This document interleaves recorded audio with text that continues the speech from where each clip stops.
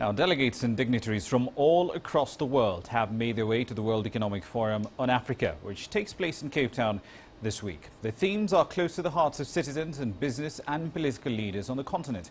Angelo Coppola has his curtain raiser from South Africa.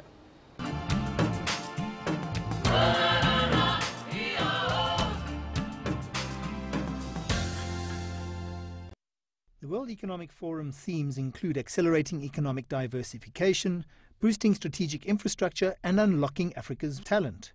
But infrastructure remains the key issue, says Yunus Suleiman from KPMG. Our biggest focus is infrastructure.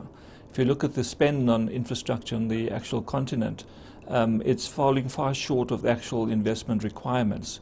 And I would say at least 50% more is required in the continent to really get it to what it needs to have in terms of what we need in terms of transportation and any other infrastructure that is needed. Anthony Thunstrom, Chief Operating Officer of KPMG Global Africa Practice, says that while it's common knowledge that there is an infrastructure backlog in many African countries, future spend and the new strategic focus is what investors should be bearing in mind. Everybody knows that Africa's got a massive infrastructure backlog.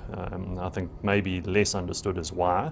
Part of it is, I guess, the post-colonial backlog. In many countries, I guess we're 20 years away from really having looked after the infrastructure.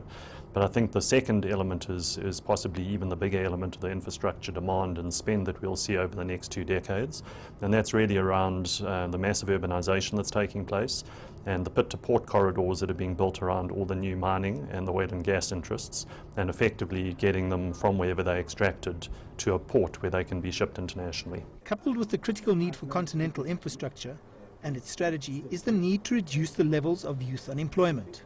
Africa is quite a youthful continent. It's about 65% of the people are young, under the age of 65. So if you look at unemployment then, what is happening is that the unemployment, about 40% or so of the unemployment is for the youth.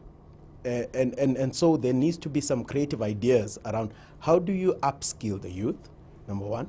2 is then education as one of the challenges, but also how do you cater for the changing needs of the youth, which are not the same as the youth of yesteryear.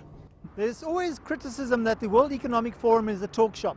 The bottom line, however, is the fact that people meet there, they start relationships, and what happens after those events are where the deals are made. I'm Angelo Coppola for CCTV in Johannesburg.